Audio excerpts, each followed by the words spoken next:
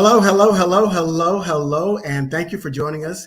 You are watching another production here on blackdoctor.org. I, of course, am Ellis Dean, the director of programming at blackdoctor.org, and it's October.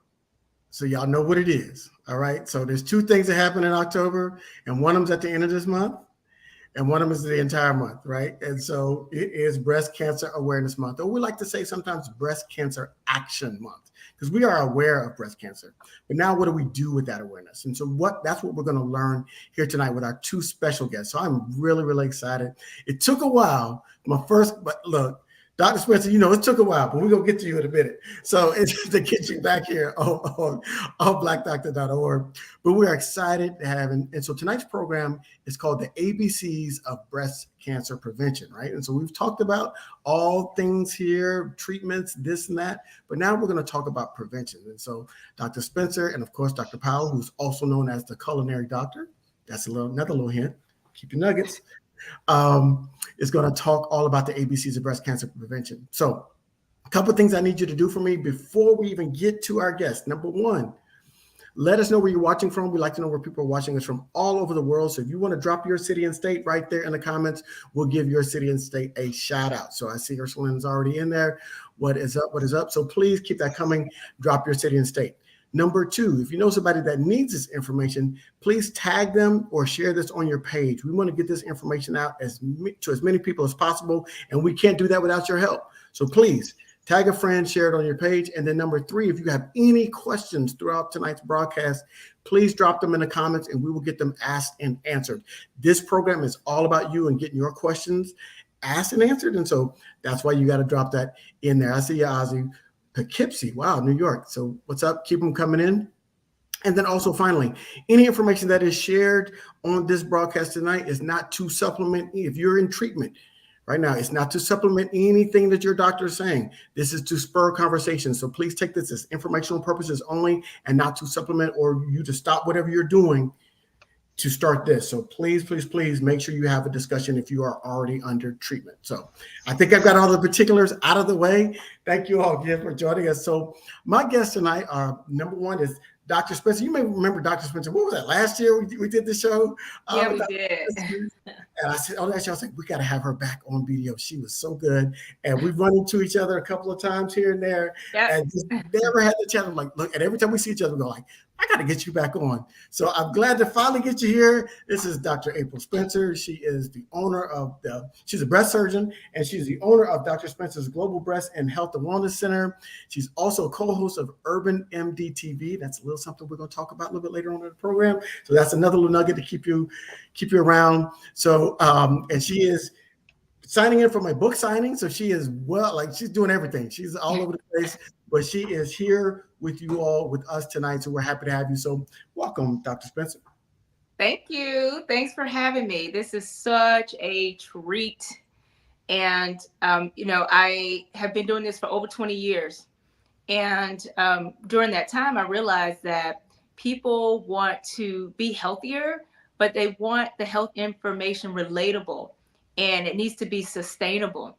It can't just be something where people are motivated during October, during Breast Cancer Awareness Month, because my patients and many of your loved ones and your friends that are watching, if you've had a diagnosis of breast cancer personally or someone that you know, they're dealing with this year round. Yeah. And I agree with you, Dean. You could not have said it better. We've got to move from awareness to action. Like, we've done awareness for many years. I think we've done an excellent job in terms of raising awareness, but now we want to give you some things that are actionable. So I'm so glad you had Dr. Lauren and I on, the culinary doctor, to just share with your trusted viewers just some ABCs of breast cancer prevention. So we're excited.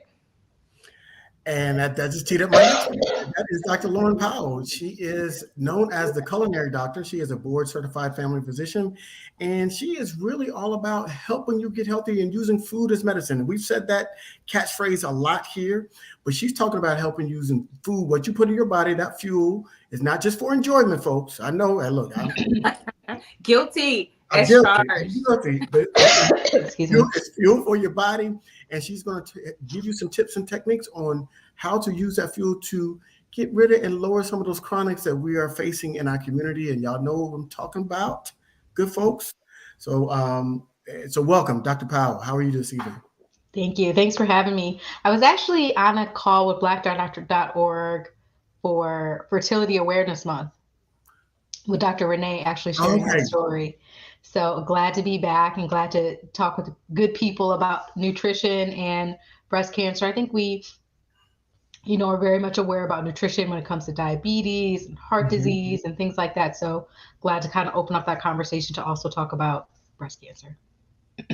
And also, just as a quick shout out, if you're a male and you're watching this program, men can get breast cancer too. So Yes, I'm they just going to can. say Yeah, that for the record. yeah. Um, I, the number escapes me off the top, but it's a good percent. 1%.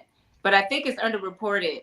I definitely Yes. think it's underreported, Ellis, because I mean, I have male patients. Actually, Dr. Lauren sent me a male patient just Yeah. last week. But many of the patients that I have that are men, I have a strategy on how I see them. Now, first of all, the way they usually present, they're not doing monthly breast exams, and that's okay. We Yeah. don't expect them to do that. So many of them come to me because they've had a recent trauma to the area. They may say, "Oh, I was helping my daughter move, and a box fell on my chest, and now I feel this lump."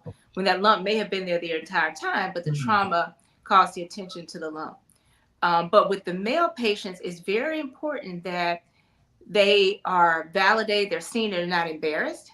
So Yeah. I always strategically ask my staff to put the male patients either as my first appointment of the day or the last appointment of the day. And to not Mm. assume if a man is there, he's there for his wife.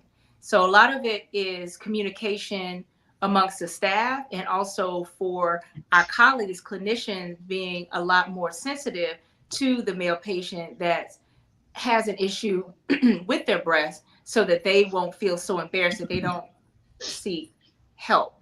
So it has to be something that, as clinicians, we have to take responsibility for our customer service and making sure that all of our patients are seen, not just the women. When I say see, I'm not saying just looking at them, but really see, like, this guy doesn't want to be here. He's embarrassed. Yeah. He didn't even want to be known for having breasts. He like, I got a whole chest, I got a fat, chance. all the things. So I need to get checked out, but I don't want to feel like we are demasculinizing our men when they have their breast concerns. So I just wanted to put that out there for the male viewers. If you do feel a lump in your breast, to make sure you just kindly request, may I have the first appointment of the day or the last appointment of the day if it's available in a timely fashion. Absolutely. And that's great. Because, like, yeah, we don't call them breasts, we call it chest. So we go, Yes. it's just, and we want to have lumps, but not those type of lumps. Like, we want to, I know. what a And nice, with our men, I know that kind of brings me into the first letter, the A. If mhm. we can just dive right in, if that's okay. Sure. And so the A is like awareness. So what do we need to be aware of? So the main thing is being aware of your anatomy. Now, most people, I'm not sure if there's anyone that can chime in, but you've heard of doing the monthly breast exam, right? And so most people, when they think of the monthly breast exam, what are you thinking of? What immediately comes to mind? Hmm. Mass like feeling a manual, physical exam. You're absolutely right. And that's what a lot of patients will say. A lot of women and men will say, what am I feeling for? But the point that we drive home now that has changed in the medical community is our latest recommendation is if you see something, say something. It's not always going to be a lump. Because did you know there are types of breast cancer where there is no lump at all? So we just have to be aware of our anatomy, be comfortable with our anatomy, and if there's something that's different, to make sure we let our healthcare provider know. Like, for example, I had a lady that I saw recently, very young, early 30s, with advanced breast cancer, and hers presented with a lump underneath her arm. And this was pre-pandemic, so we're also seeing a lot of patients that are coming in delayed with more advanced presentations because the whole country shut down in an effort to conserve our resources. Right. And what she shared with me was like, I didn't think it was a problem because it was under my arm. The lump wasn't Mhm. in my breast, so I just assumed that the swelling would go down. She had recently had a baby, but she also had a COVID vaccine, and it's a known expected reaction to boost the immune system. You have local inflammation of the lymph nodes underneath the arm. And so that's why she didn't come in right away. Other than just being a busy new mom, it was the location. So if there's anything that you take away tonight with our ABCs, it's just being aware of your anatomy and don't get locked in to doing this monthly breast exam. It's like out of religion. Like people are just, what am I feeling for? They're not really engaged properly. They feel a little uncomfortable if they're doing it right. Am I doing it in the shower? Am I doing it laying down? What's the deal? The goal is don't focus on this whole monthly breast exam. Focus on the anatomy. And if you see something, again, say something, whether it's underneath the arm. Did you know there are breast cancers where there's no lump at all? It's just skin changes, inflammatory breast cancer. And that's just thickening and swelling of the breasts and reddening or darkening of the skin in African Americans. And people with a lighter skin hue, it's reddening of over 50% of the breast. So that's the A, anatomy. See something, say something. I want to know if anyone have any questions about that before I just discuss a little bit more about the awareness of the A being the awareness. So anatomy is one. I'm not sure if you see any comments or questions coming in, but the other thing is being aware of family history. That's why your like show is so important, and especially some of the programs that you've had is just to get people more comfortable talking about the family history, right? Yes. So being aware of that, that's one of the A's there. Dr. Lauren, are you seeing more people more open about their family history? Or are you still having patients come in saying, "Oh, I didn't know that Aunt, Sally had a heart attack last year," or "I wasn't aware that my brother died of colon cancer. I just heard he died, but I wasn't sure what he died from. He had some sort of cancer." Yeah, I mean, it's always difficult. That's always asked, during my physical exams with my male and female patients about history of certain cancers, and a lot of times people don't know. They'll say they had a cancer. I don't know where it was. Maybe it was a colon. I'm not sure. And so just starting those conversations and encourage my patients, hey, next time you're together with your family, just talk about it. Like, again, it doesn't have to be this serious, sad conversation while we're all here and well. Just say, hey, when granddad died, what was going on? And you'll be surprised at what somebody knows, and it may be enlightening to everybody else. So I think that's one of the beauties of me being a family medicine physician is oftentimes I get to see the whole family. And so I'm seeing the husband and wife and the kids. And so I can say, hey, let's just be more aware of our family history because, like you said, it affects your screening. If something happened in certain family members at certain ages, that may adjust what age we start doing your cancer screenings. Mm-hmm. And then it's important to update your doctors too. So the last time you may have gone to the doctor may have been more than a year ago, and you may not have anyone in your family with, let's say, cancer or heart disease or any disease of the ovary, cervix, etc. So it's important that you remember to share with your doctor, oh, since I last saw you, my aunt was diagnosed with breast cancer, or my sister was diagnosed with breast cancer. And I just simply ask, but I really want the viewers and the listeners to be proactive and take charge of your health. Don't wait for your healthcare provider to ask, have there been any changes in either your history or your family history, but just make sure you volunteer that information. Like you said, Dr. Lauren, if it's like fireside chat, or you just saying, I went to the doctor, I had, this thing that was abnormal. Do you know of anyone that had anything like that? It seems so rare, or it just seemed out of the blue. And then you'll be so surprised how people say, oh, you know what? I think Sally did have breast cancer. and it's just like, just having the conversation, it'll jar people's memory.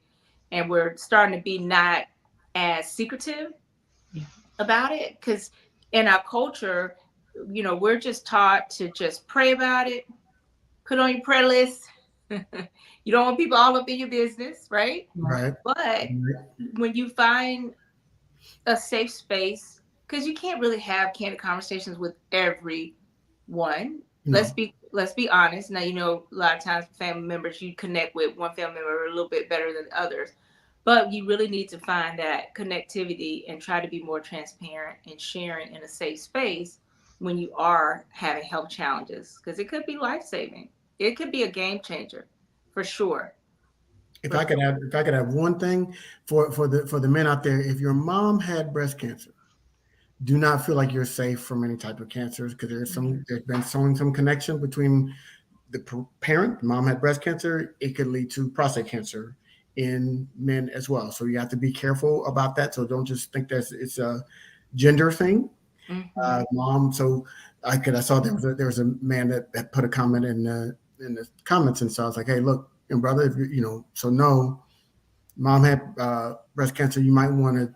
There's some genetic testing that can be done, and Exactly. there's some genes that have been shown to show that link. And so, and same thing for if you're female and your dad had prostate cancer, right? And so that could be some sort of there's some sort of affiliation there. So just be careful, and that's why the family history, that A for awareness of family history, is very very important because. Your medical professor, your medical professionals, your physician, your doctors, they know these things. We try to tell you on these programs, but they know these things, and so therefore, if they can get that complete family history on both paternal and maternal side, then they have a better picture of how a better idea of how your health history might unfold. Hmm. It helps us take better care of you too, Yes, because the more we know, a lot of times we can be a lot more strategic in terms of the tests that we order. Genetic testing is not right for everyone, but right. in certain populations, it is very appropriate. For example, if you have, a woman that is in her 30s and she shares with us that, okay, I had a diagnosis of atypical cells. Well, my mom had breast cancer when she was 29 or 30, and my sister got breast cancer a year ago at 35. That would prompt me to do genetic testing more so than if an elderly patient came in with a diagnosis of breast cancer, let's say age 70, and her mother had breast cancer at, let's say, 85. I won't just reflex to genetic testing because for her, it's likely statistics that Right. she was in that number. So it definitely makes a huge, huge difference in our management. And it just helps us take better care of you. Like the more we know about you, we can take better care of you. So it's no time to be shy about it. It's no time to have selective memory. You write things down, make a note of it, or put it in your phone. Everybody has the notes on their phone, but just make sure that you're sharing that information with your doctor. And then lastly, in terms of the A in awareness, is being aware of the screening guidelines. It could be so confusing because we're changing so many of the guidelines. And so people have become unclear like, okay, when do I get screened? Am I too young? Am I too old? What's the deal? So let me just clear that all up. So, in terms of the guidelines, myself, in my practice, and a lot of my colleagues go by the American Society of Breast Surgeons recommendations.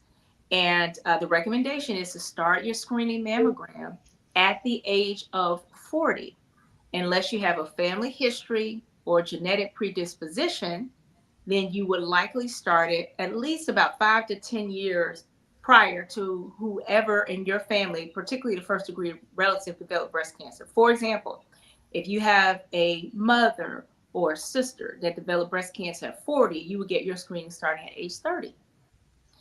If you have not had any sort of family history or any personal history of breast cancer, then you would start the screening at age 40.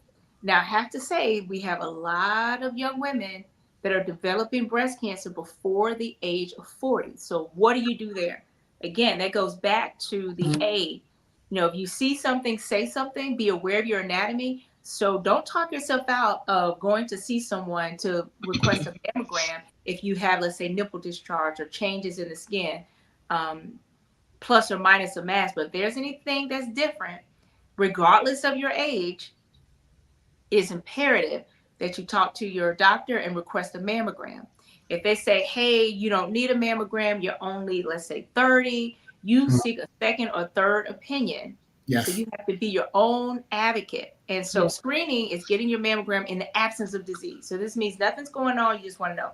But sometimes if you see something, you may need to get that mammogram before the age of 40. And then that's what we call diagnostic, where we take some additional views and take a closer look. And sometimes that goes into other imaging. But the main thing is two things. If you see something, say something. Don't wait till screening age of 40. The second thing is if you get a call back, go back. Let me say it again. If you get a call back, go back. Yeah. So there's a couple of things and Doc, you can correct me if I'm wrong on this, is some things that we've heard. Number one, that I've heard, number one is that women of color, particularly Black women, might have denser breasts. And so the traditional mammogram might not be sufficient. And so if you get that you're reading back and it says dense breasts, is unable to ask for a 3D Yes. mammogram. Yes. And most of the imaging facilities now have 3D imaging available. Sometimes the insurance companies may or may not pay for the 3D.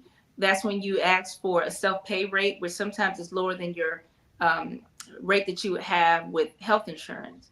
So just be empowered to ask the right questions. A lot of times, either people are unaware or just busy. They're not going to, suggest to you, hey, do you want the self-pay rate since your insurance company won't cover it? A lot of times they say, look, they don't cover that. So Right. what you going to do? So you just have to be, proactive and know you have choices. You don't have to rely on your insurance company to cover it. And a lot of times when you're self-pay, it's at a lower cost. It's not going to be the same rate that insurance companies are charged. So it's not going to be necessarily cost prohibitive.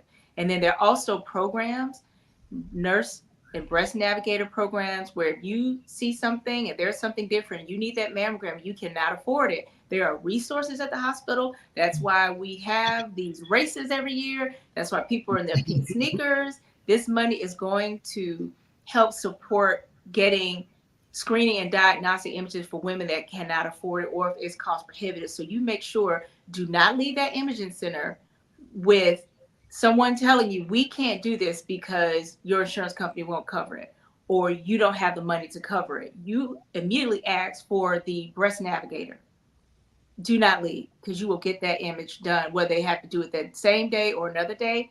But just know that there are resources in every hospital to ensure that women are not turned away because of their inability to pay in regards to being able to get a mammogram. So, Dr. Powell, this is one thing that's come up several times, and as a general family physician, I want to get your thoughts on this. Too often, people feel like they're going to the doctor to try to beat the doctor. Why do people have this mentality? So like they know I've got a physical coming up, so they'll try to work out for a week. They'll try to eat healthy for a week, to do all this stuff so they have better test results. Is that helping them in the long run when they know they're going to go back to their poor eating and exercise habits right after they beat the labs? I can say you can't beat the labs. You can't beat the labs. So, oftentimes the lab values we're doing are not reflective of, 24 1 week changes. Like it takes a while to show changes in your cholesterol. It takes 3 months to see changes in your hemoglobin A1C, so we'll know. And really it's, the goal is that you're creating sustainable lifestyle changes. So you don't want to do things that you can't sustain. Like the goal is not to beat us. The goal is to beat yourself and to be the best version of you. And that's what we're here to support you in doing. So we want to get what's accurate so we can have, a clear picture of what your health is so we can, have a conversation and encourage you on how you can move forward in a way that's positive. Dr. Lauren, I had a quick question for you regarding the screening. So as a family practitioner, you have a tremendous role in making sure that the women are checking off the boxes in terms of things that they need to do to prevent breast cancer or stay healthy. So you oftentimes will order that screening mammogram.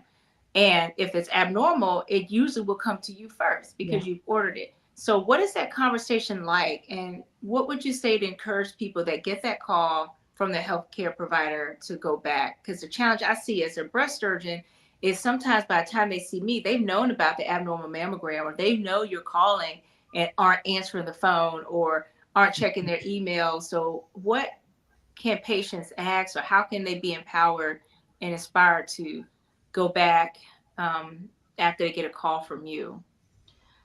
I try to kind of set the tone when I order any test. So even if it's lab test, anything, because I know, it's hard to get patients on the phone. It's hard. And sometimes they'll see stuff in their portal and they'll see that before they'll answer my call. So I tell them what to expect before it comes. So I'll say, listen, I'm going to order a mammogram for you. If the picture is not perfect, they're going to want additional imaging. That's all it means. I don't want you to freak out. I don't want you to not do it. I don't want you to think it means you're dying. It means the picture wasn't perfect. So let's just get a perfect picture.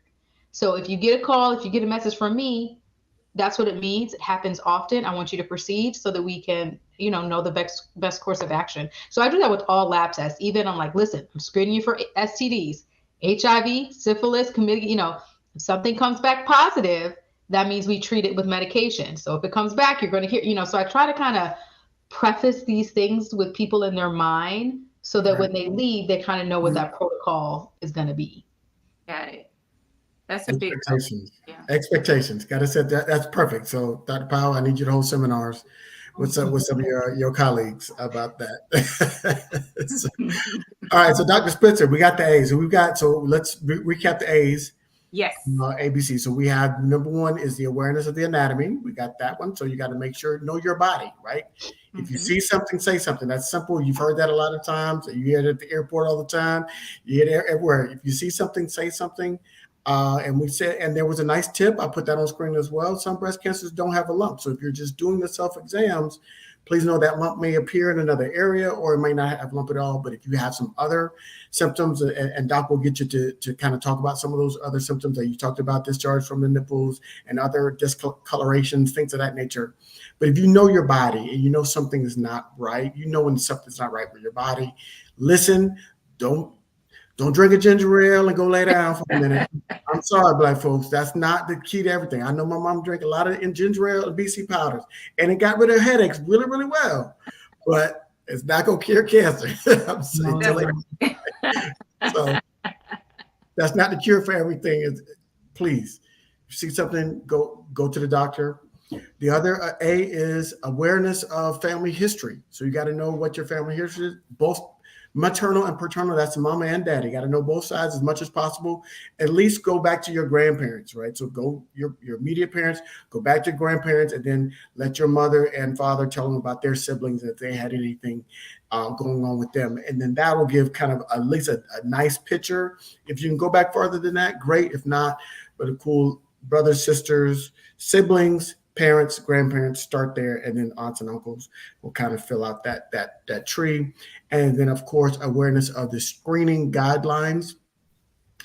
It is, if there's no family history, all things being equal, it's at 40. But if there's some family history, and if you're doing some self-exams and you see something, your body's not feeling right before that, don't thought, oh, I'm not 40. I'm not. No, get it done, because as we know that, I think there's a statistic that says about 40% of Black women develop breast cancer prior to the age of 40. It's a high number in terms of triple negative. So there's a number there that's really kind of startling. Yeah. When it comes to seeing the highest rate of new cases of breast cancer is in African American women under the age of 45. Yep. And for those that are older, we still see a higher rate or higher incidence, which is the rate of new cases in Caucasian women, over the age of 65. And so that is a huge opportunity for us as African American women to try to narrow that gap, because the thing is, early detection means better protection. Like, you get that mammogram, just try to continue to get screened, and don't let the fear of what someone like Dr. Lauren may find, she's just going to want to work it up and make sure the sooner we know, the better we can take care of you, begin whatever strategy is going to be executed on that front. And that's I cannot emphasize that enough. And then follow your gut. I love that you mentioned how sometimes we feel like something's not right. Like, I had a patient I saw years ago, a family medicine doctor called me and said, hey, this lady's mammogram is normal, her ultrasound is normal, but she has very dense breasts. I feel like I might be missing something. I don't see anything. I don't feel anything. She's been in for 2 exams. And all of her tests have been normal, but she keeps telling me something's not right with her body. Something's not right with her breast. Something's going on. And let me tell you, I ended up doing a breast MRI, or ordering a breast MRI, and it was positive for a stage 0 breast cancer that we likely, which is ductal carcinoma in situ, also commonly known as DCIS, we would not have even known until several years down the road once you develop a lump. But again, I love that you say to follow your instinct. Don't just pop a BC headache powder and say, okay, my breasts are just hurting because I've been exercising or I ran too much. And that's all the places. Just follow your gut. But there are things that we can do, and that's the B. So let's get to the what are the B's?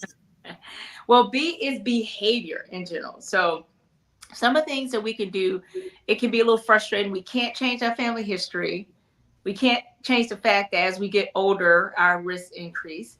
A lot of times we can't change the fact that we have not conceived by a certain age, because advanced maternal age is actually a risk factor for breast cancer, which we don't really talk a whole lot about in our community. That's a whole other conversation on ambition addiction, where so many African American women, we are in this passionate pursuit, and rightly so, of our careers. So a lot of times we delay fertility, and we just don't have conversations that advanced maternal um, advanced maternal age is a risk factor for developing breast cancer. You haven't conceived or had your first live birth by the age of about 35.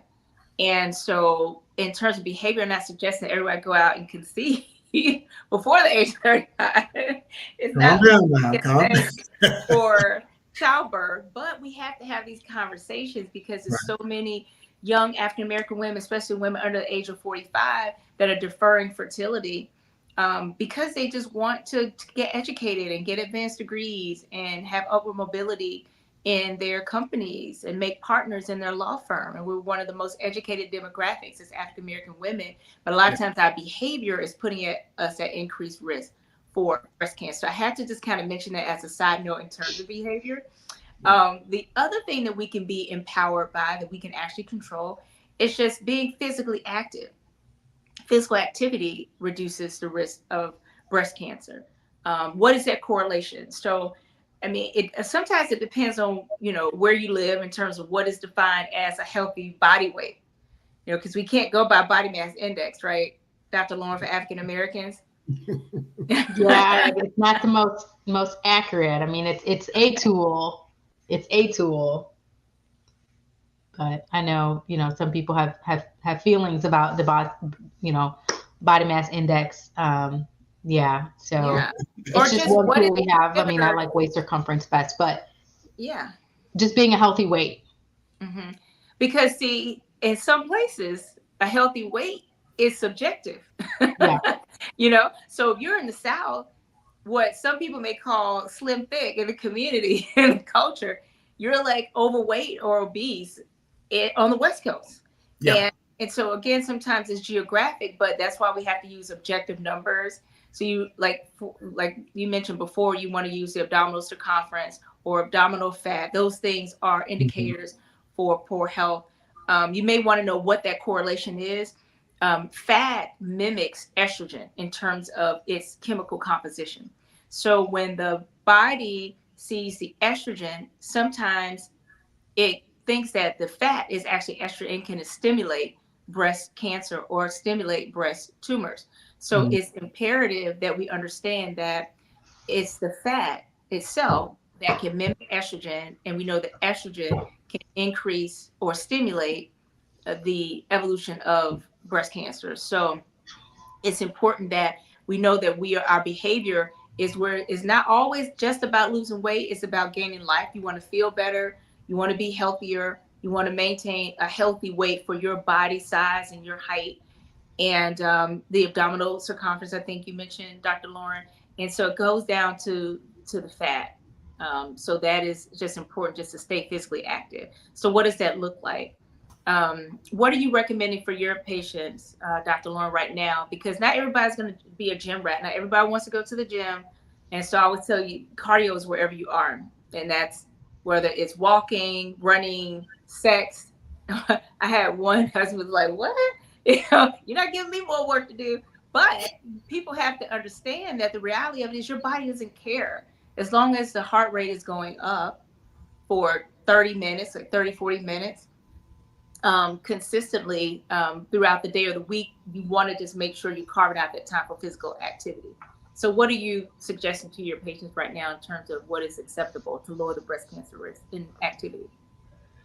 I mean, I want my patients to be generally more active. I think we're in this place where we sit so much of the day. They say sitting is the new smoking. We're spending, So I'd rather my patients be more active randomly throughout the day than to have just 30 minutes a day where they exercise and then they sit the rest of the 18 hours of the day.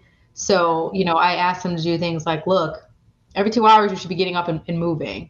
You shouldn't be sitting at the same place. Every time you have a break at lunch, that should be time to get 30 minutes in. You should be getting at least 10,000 steps in a day because that just Yeah. ensures that you're moving. Park far away, take the stairs. And then, of course, it's great to get in some, periods where you're kind of stressing the heart and you're getting that, that cardiovascular activity. And then with Mhm. women, especially, by the mid 30s and up, I feel like need to be doing some kind of strength work and strength activity. Yeah. And did you see a lot of people like working from home now, Dr. Lauren, in terms of like even post COVID? So you're sitting a lot Yeah, so more. that's what sitting is the new smoking. Everybody's sitting. They're not walking at least from meeting to meeting. They're literally sitting and going from Zoom to Zoom and we'll look up and they haven't moved the whole day, Yeah. walk to the So are there kitchen. like reminders that can go on like your watch or a timer or something like that? That's what Yep, I was we looking for. have the Yeah. Apple Watch to remind you. Mhm. But Ellis is dangling his When, fitness. when you wear it, like you gotta wear it because like you got to wear it and pay attention because sometimes you can hit I tend to get ignore. a little vain sometimes, so I have fashion watch on, but like when you're supposed to wear this watch or not, you should wear this, which is one of those things. So like the Apple Watches and we were talking about this the other week. I get a reminder when I'm wearing it and it says, "Hey, you've been sitting too long, stand." Right? Mm, It's time, and you have to stand up for at least a minute. And mhm. then I've set move goals, right? So you've got your stand goals, you got move goals, and then you've got exercise goals. And your goal is try to close those three rings every day. And I said, you set those goals when you're setting up the phone, when you're setting up your watch, and it makes it a lot easier because it gives you that gentle nudge and reminder. It gets a little vibration. You go, oh, okay, maybe I do need to stand up. Maybe I do need to. Now, if it can tell me to drink more water, that would also be great. And you could probably set that in there somewhere as well. And so just find ways to remind yourself. I think the other thing, Dr. Spencer, when you were talking is when we're talking about losing weight, and we hear that dirty word obesity, right? It's particularly for people of color, that becomes a really really bad word. And what I always tell people when they ask me about it, I said obesity is a diagnosis, it's not a description. And so you have to make sure that they're not called that. You have to hear when the doctor says you're obese, they're not calling you fat, right? That is a diagnosis. And that diagnosis, just like most other diagnoses, can be overcome. Mhm. You got to treat it. So we're going to treat obesity like we would treat diabetes, like we would treat hypertension. We're going to treat obesity. And that's why you go see people like Dr. Powell to help you treat your obesity. And so we keep it in that mindset, then we don't internalize it. We don't make it impact our mental health. Yes, we know when we're overweight. I say, I know when I lose weight, I'd see a picture of myself. I'm like, oh, who's that little fat? Oh, that's me. So I need to go ahead and lose some weight. So sometimes you have to have somebody that's going to tell you the truth. Your doctor is the best person that's going to tell you the truth. They're going to get honest about your health. But if you've got an accountability partner, that friends, family, somebody that's going to tell you the truth, and you say, hey, look, like, have some real conversations. And so be that person. I guess I'm that person in my group of male friends because we do a lot of things together. Trips, golf trips here, there, doing all this other stuff. And it's been only recently we started talking about our health. We talk about everything else. We didn't talk about our health. And I'm like, look, we're out here on the golf course for 4 hours, 5 hours. Let's have some conversations. How's your health? What's going on? When's the last time? What's your blood sugar level? What's your PSA? I'm going to ask some really tough questions of my friends because I want them to stay around so we can keep doing this every year. And we have to be able to have some tough conversations. And over time, they become easier to have. Mhm. And I want to encourage people that are watching, that are like some of my patients, where they say, well, I can't exercise or I can't run or walk because I have bad knees or I had surgery on my neck or, I was in an accident and it's just difficult for me to be active. And what I share with them, I'm going to share with you. Activity is wherever you are. You do not have to be in the gym. So even if you have mobility issues, you can sit and just get some little 5 pounds, even 1 pound weights while you're sitting. If you have difficulty standing, where you have just doing the flex and extension with your arms, or even Mhm. just stretching, because even stretching increases the heart rate. You have Mhm. difficulty with the upper extremities, you can go to the lower extremities where you have the Velcro snap on weights. They sell them at Walmart, Target. You Mm-hmm. can get it on Amazon. Where you snap them on, and it's less than a pound, and you can just do leg lifts while you're sitting. I also encourage people, set the tone for the day before you even get out of the bed. Just stretch. Did you know stretching increases your heart rate? So again, you don't have to be a marathon runner. You don't have to be necessarily in a gym setting to be physically active in terms of your behavior. RB. The last in behavior, just be mindful of your alcohol intake. There is some alcohol intake can increase your risk of breast cancer. I always enjoy a great cocktail, but moderation is key.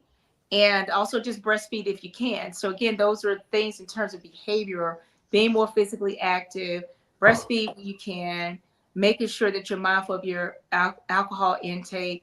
In terms of behavior, be mindful of your mental state, because there's a lot of data, Ellis, that suggests that stress plays a huge role in many diseases in terms of its development and progression. So Mm-hmm. it's important to be mindful of, to check in with your mental health.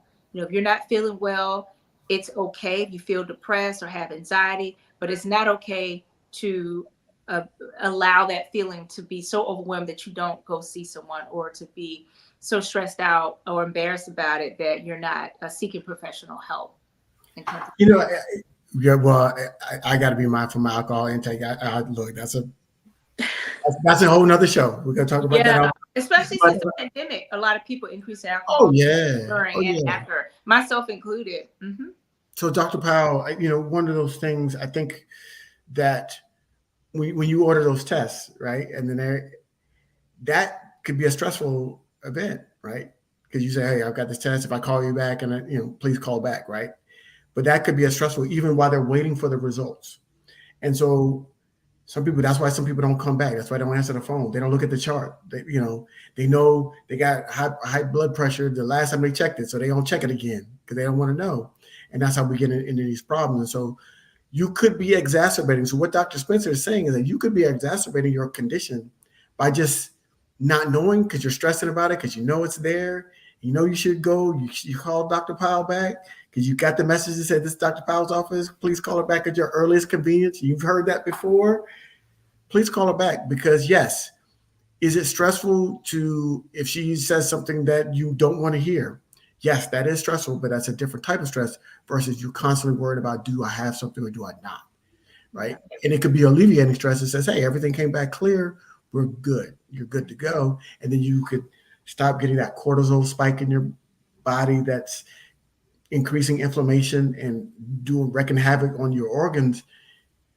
Just get to know them. I mean, hmm and that's tough. It's Yeah, tough. it is tough. And a lot of African Americans, we have a lot of micro and macro aggressions, where it's not just the stress of not knowing what the test is, it's just the stress of having to perform at work, the stress of having to be the primary caregiver, the stress of having to be the sole financial source for your family. So we have months and even years of chronic stress. And I always share with patients, listen, you don't have to share with me, but I really want you to think very hard about this.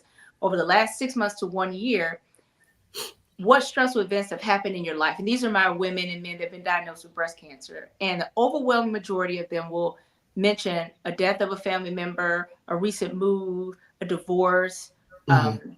very stressful life events on our psychological scale of things that are stressful. So African Americans in particular, we definitely need to be aware of our behavior as it relates to our mental health and how it's related. There, lastly, our C, is like our culinary choices. Those, one of the things that a lot of people aren't aware of is that our immune system, 85% of our immune system is in our gut, Mm. and our immune system controls cancer. Our immune system keeps cancer under control. So it's not just keeping the common cold at bay or COVID at bay, it keeps cancer at bay because we make cancer cells every day. And so we have got to set our bodies up for success and our immune system up for success by the culinary choices that we're making. So I'm so glad that Dr. Powell is here to really weigh in on you are what you eat. So, in terms of sharing with people, what can they do to help reduce their risk of breast cancer by what they're putting in their bodies? Sure. So I'll kind of bring us home with some things that we should avoid and then things that I'd like for us to incorporate more of. So I think the number one thing that we need to avoid when it comes to breast cancer is sugar. Sugar is very inflammatory. Sugar increases our insulin. Insulin then increases our estrogen. And like we spoke about earlier, breast cancer is this, unopposed high level of estrogen is what's linked to breast cancer and breast tumor. So we want to really make sure that we're avoiding the processed sugar. So that's going to be like our donuts, our cookies, our The Krispy crackers, the Kreme. white stuff, the white rice, the white potatoes, the white chips, because all that stuff just gets broken down into sugar. And so we want to look more, when it comes to our carbs, we want to do more of the complex carbs, the brown rice, the quinoa, the things like that. And, sugar is very addictive. It's more addictive than cocaine. And so there's a reason why it tastes so good. We get that hit of GABA, makes us feel good for a moment, and then, and then we soon crash. And so as you transition to consuming less processed sugar, it's going to be a little bit hard. You're going to feel a little bit weird. You're going to have headaches. But I promise you, if you just kind of stick it out, and that's what I ask my patients to do, just trust me and stick it out, and you'll feel so much better. My husband and I go. Their palate, to adjust. Can their palate, can they train their Your palate? palate can definitely adjust. Just like I always use the example when we were kids and we drank coffee, we tasted our parents' coffee and it was nasty. We drank a little sip of their wine and it was nasty. And then we drank it as we got older and it tastes so good. Your palate is very, very trainable. And as you feel better, I think that makes a big difference too. My husband and I always have this thing. He's kind of been up and down with his health journey. And every time he's going in the direction of just making better choices and sustaining it, he'll say, like, I haven't had headaches in months. Stomach ache in months. And then he'll have a day where he'll cheat and he'll feel horrible. And he's like, I don't know why I did that. And I was like, your body is telling you it doesn't like it. Like, I don't know what other way you have to hear it. I know it tastes good, but your body, it hates you for it in the morning. Like, it really, really doesn't like it. So I think sugar is going to be the number one thing that we want to avoid. You already mentioned alcohol. The studies are showing that, those who have daily alcohol consumption can have up to a 40% increase in breast cancer risk. So that's pretty huge. So I think that is kind of a motivating factor enough to kind of want to cut it down if we can and save the alcohol for, I try not to tell people what to not have, but maybe just have them more on special occasions and for celebrations. We want to make sure we're having lots of fruits and vegetables. We want to have lots and lots of fiber. Dr. Spencer talked about our gut health. Our gut health is really, really important. Our gut is what's important for detoxifying. It's important for getting rid of the estrogen that our body uses and kind of getting rid of the leftover stuff. And if your gut is not healthy, that detoxification process can't happen well. And so you'll actually get a buildup of that estrogen. So eating more fruits and vegetables and fiber is going to help keep our gut healthy. Talk to your doctor if you should be taking a probiotic, which is also good for kind of just replenishing the good bacteria. Anytime personally myself, I've been on an antibiotic or something like that, I always want to make sure that I'm taking a probiotic just to help me kind of replenish the good bacteria that I need in my stomach. Avoiding cigarette smoking. I know that's not a culinary thing, but we have to just mention, cigarette smoking is good for absolutely nothing. And especially with, breast cancer, it's just not. And that includes hookah, folks. I'm sorry, I got to tell y'all, because people try to vaping too. It's just not good. No, all of that. Cigarettes, old school cigarettes, hookah, and vaping. They're all in the same category. And sometimes that vaping is even worse. But that's a whole nother show. Yeah. But all three of those, don't do it. Yeah, we know, I think we have an inherent, knowing of when we're doing things, like if this is good for me or not good for me. And so I think we just kind of have to listen to that and really honor it, and honor our temples and try to just kind of be good and gentle to ourselves. Dr. Spencer already talked about our exercise and movement like that. And then, of course, the stress management is huge because, again, stress can affect our gut as well. And so we want to do all the things to make sure our gut is as healthy as possible. What about vitamins? Because so many people are taking vitamins now. We're on this whole natural kick.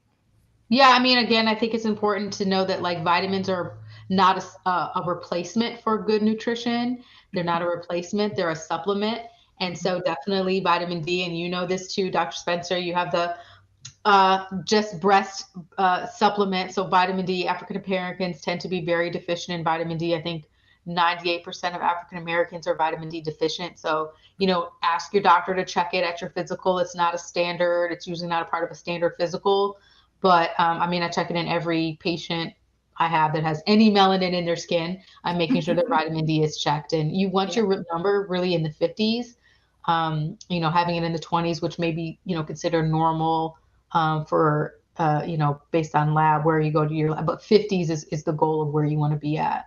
You can kind of talk about some of the other supplements that are in your amazing breast supplement that are promoting breast health. Yeah, I'm super proud of it. After 20 years of just my surgical experience and taking care of breast patients and putting together vitamins that I thought would be helpful, those that are harmful, I excluded it. So it is at draprilspencer.com. It could be for women, it's by a woman, and it's just help to support your immune health, to reduce inflammation, and all the things that we need to have healthier lifestyles as it relates to our breast health. There's no cure-all for anything, even supplementation, but I'm very proud of it. And I think women will definitely benefit from it, from the vitamin D and the melatonin, just data proven effective micro and phytonutrients to help support our breast health. So super excited about that. It's wonderful. So how can I get it? Is it available yet, Dr. Spencer? Yes, it is. We launched. On our website. It's available on our website, draprilspencer.com. So check it out. And all of the viewers will get a coupon code that we can use, and I'll have you put that up, BDO, and they'll get 20% off their order. So we're excited about that. All right, I'm putting that in so for those who are watching, I'm putting it in the comments, so it'll hyperlink. So that's draprilspencer.com, and then use the checkout code BDO.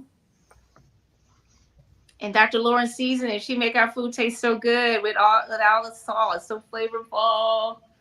Dr. Lauren, let me tell you something. I was feeling you when you were talking about your husband, because I was like, I did that last week. I used to have Popeyes is my thing, right? So I was like, I hadn't had Popeyes in a while, so I went and got it and I ate it, and I was like, my body was like, "What are you doing?" Your body was like, "Why?" And my stomach went crazy, and it was like, "What are you doing?" And I was like, and like in Forrest Gump, where he was running, he was doing all the running back and forth, and then he just stopped. He said, "I'm tired. I'm gonna go home and eat Popeyes anymore." Yeah, like, it's just not worth it. It wasn't enjoyable. It was like it tastes the same. It wasn't like anything wrong with the flavor, but I was like, my body was just like, "Why are you doing it?" Yeah. And so the seasoning that I created has like all those things in mind that we talked about. So, anti-inflammatory, no sugar, no additives, no weird things that we don't know what they are. And so it's a seasoning. It's called the Everything Seasoning.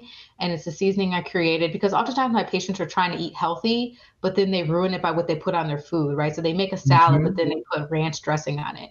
Or, they make chicken, but then they use a seasoning that has MSG. So they have the intention of, cooking and creating healthy meals, but then we kind of ruin it. So I created a seasoning. It's called Everything Seasoning that can be put on literally everything. You can make a salad dressing with it by just using some olive oil and lemon juice. I put it on my chicken. I put it on my fish. I have a baby. I put it on the baby's food because it just adds great flavors and introduces new flavors. And it's on my website, drlaurenpowell.com. If you just click shop, you can find that there. We make it in very small quantities by hand with a mortar and pestle. So it's just like the perfect consistency. It comes in a glass jar that's really just kind of preserves the integrity of the seasoning. So you don't have to worry about when you're cooking in the kitchen and the heat gets all in your, gets in there, and you don't have to worry about it kind of compromising the seasoning at all. And then we have refillable pouches that you can refill the. It is so good. It's so good. I've used it on so many things. Look, I'm about to order. As soon as we get off, because I fancy myself a cook, and so I would love to try it. Definitely moving away from salts, because we can have a whole show about Black people of color, especially of African descent, and salt, and so moving away from salt. So trying to use more turmeric. More fresh herbs. I love basil. I love oregano. I love rosemary. So using a lot of those herbs to season your food, because like I said, I've been Black my whole life, and so I still like my food to be seasoned. That's Okay. right. But we don't need the salt and salt. We Yeah. use salt and sugar to carry the heavy load for seasoning our foods for too long. And so there's a bunch of wonderful seasoning out there. Garlic is great for you and for your blood pressure and your circulation. Uh, Cinnamon is very, very good. I can go all the way down, I've been but so find ways to incorporate other seasonings. You'll get a greater depth and flavor in your food. You'll get off of that salt. Your palate will have to adjust because there's some times I eat some food, I'm like, it's missing some salt. But and I have to say, is that it? But over time you will adjust. So baby steps, give yourself some grace when you're going through it. Please, please, please. I still like sweets, but I keep a little jar of M&Ms. I like peanut M&Ms in my refrigerator, and I eat just three. So I get the sweet with all the extra sugar. I get my body to, okay, cool, got my sweet, I can move on. But don't starve yourself from it. Just wean yourself off of it. So you don't have to eat the whole pack of M&Ms, just three at a time, and you'll be fine. And so find ways to where you can cheat, where you can continue to stay focused and not have this whole binge off, because that's when you could throw your body into all types of shock. But yeah, the Popeyes, yeah, it didn't hurt my feelings, but it hurt my feelings. Like, I should, I used to love it, but now I was like, I can't do it, and that's good, and I love what you said earlier, Dr. Spencer. It's not about losing the weight; it's about gaining your life. I think that is the best summation of it that I've heard thus far, because people feel as losing weight, losing has a negative connotation, right? You say you're losing something. Even when you say you're losing weight, it feels like it's a hard thing to It do. does. You're really gaining life. You're gaining your life by just 10 pounds. And depending upon how heavy you are, but I think it's like if you just lose like 5 to 10% of your body weight, it could have a significant impact on your overall health. And so please, please, please think about that. When you're talking about exercises, I was like, you can pick up a can of corn. Like, you don't have to have or get you a You can't be picking up the Popeyes biscuits. No, not the No, biscuits. no. They are good though. They are good. but They are. They are. They but are. the fitness bands, right? Those fitness bands are maybe $8 to $10. You can get multiple colors, and they come in different colors. So as you get stronger in your legs, you can just put them around your legs while you're sitting there watching TV, and just wrap around your ankles and pull them apart and put them back together, and just do that again and again. And start with the lighter bands, and as you get stronger, you'll notice, oh, this was a little too easy. Let me get the heavier band and work your way up. So those are just little things that you can do. Walk around your couch, while you're watching TV, march. So there's ways to get that exercise in without having to sign up for membership, drive to the gym, and dedicate that time. There's ways to do it that are just as efficient as doing push-ups. They still work. They still work. You know, it hasn't gone away. It's tried and true. But definitely, as we're wrapping up here, I wanted to show before we go, because I know we're close to the end of our hour, but I wanted just to show you all have a program. I'm excited to announce you have a program that's coming out this weekend. It's launching this weekend. So tell us about your program while I'm pulling up your video. So it is the breast cancer awareness special by Urban MD TV, and Dr. Lauren and I are co-hosts of this new amazing show. And so the breast cancer awareness special will just dive into everything from prevention to reconstruction to nutrition, educating women, and just our culture on how to be healthier, just all things breast cancer, and just going from just not just surviving, but thriving. So a lot of helpful information that will be unique.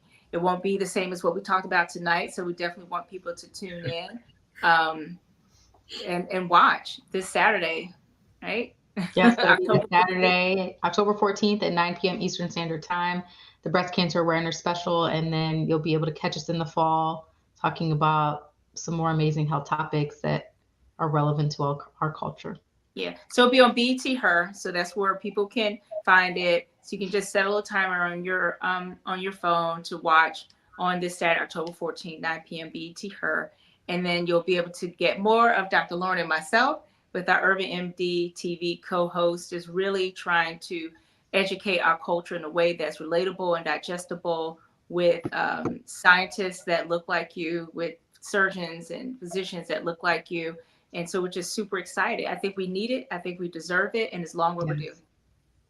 Let me play this video. I want to share this with the folks because this is fantastic. Let's see. Yeah. I think that's it. Yeah.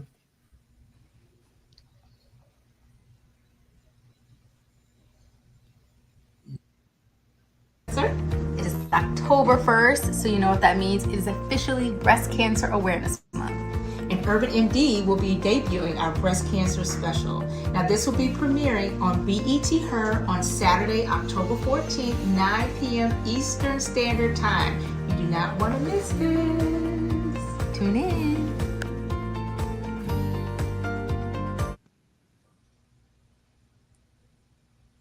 Yay. Hey, thank you for sharing that with your viewers. They're going to love it. It may help save their life or life of their loved ones. So we're very proud of it, very excited to share it with you. Absolutely. We're happy to share it with everybody. I think ultimately, as we were talking about before we got on the air, your health should be part of your life, right? And so too often people separate what they do on every day and their health, right? Integrate any healthy activity, integrate healthy thought, healthy conversations into your life with your friends, with your family, what you're doing with how you're eating. Build up those muscles to resist when somebody says, "Oh, you're eating all healthy now." Yes, I am. Somebody asked me about it, and I said, "My he's on dialysis. He's had a quadruple bypass. He's fought lung cancer and prostate cancer. Right now, he's in his 70s, but he doesn't look that way. He looks because his health has really taken a toll on him. He's in a wheelchair." And I started looking at myself, and I said, "I guess a direct genetic." Descendant of his. And I'm like, how do I want to live? How do I want to be? Hopefully, if I get to be 70, 75, 70, I want to be able to walk around and enjoy, hopefully, some grandchildren. And so you do that with the choices that you're making now. And you're making every time you put food in your mouth, and Dr. Powell can co-sign this all she wants to. Every time you put food in your mouth, you're making a health decision. Whatever you put in your mouth, you're making a health decision. So if it's a donut, or if it's a celery stalk, making a health decision. And so donuts are delicious. Don't get me wrong. Because when that hot donut, the outside is on, it's like a bad signal. It's like a bad signal. It's calling you. And I get it. But if you're eating right and healthy, you won't crave it as much. But your body also, if you do eat it, it won't impact your body as much as it does if you're not eating right most of the time and exercising. So just really make some better decisions and live healthier. So I'll give you all the final word as we're signing off here. Dr. Spencer? I just want the audience just to remember the ABCs, being aware of your anatomy. If you see something, say something. Be aware of your family history and the screening guidelines. The B is behavior. You can be proactive and be more physically active, minimize your alcohol intake, and make sure that you breastfeed when you can and be mindful of your fertility and the timing thereof. And then lastly, C, as the culinary choices that we make. Every time you sit down and eat, you're either feeding or fighting disease. And I'm sure Dr. Lauren has shared some wonderful tips with us on that. Well, thank you so much for having me and for having us and letting us to share with your audience. I just want to encourage everyone to make sure that they're getting your yearly physical, where we have these conversations and we can talk about your preventative health care. Everybody should be seeing their doctor at least once a year, please. Thank you. All your doctors, your dentists too. Yeah. And your mental health professionals if you need one. And ophthalmologists or optometrists as well. So yes. And your therapist. Yes. Your therapist for your mental health. Super important. All of that. So thank you all so much. Remember the ABCs. It's simple. It's easy to remember. Thank you so much for joining us. I know Dr. Spencer, she's at book signing. Maybe that was a drop. But please remember the ABCs. It's very, very simple. We're going to re-air this tomorrow morning. So if you know somebody that needs this, we're going to re-air this program so they can get that again. And the links to Dr. Spencer's supplement. Yes, sorry. It's the Popeyes. Got the brain It's fog. not bad. Yeah, I got to get it. I got to get it out. The supplement, and for Dr. Powell's everything seasoning are in the comments. So please click on it, get the supplement, get the seasoning, eat right, live right, be healthy, so we can see you next time. Thank you so much for joining us, and we'll see you tomorrow.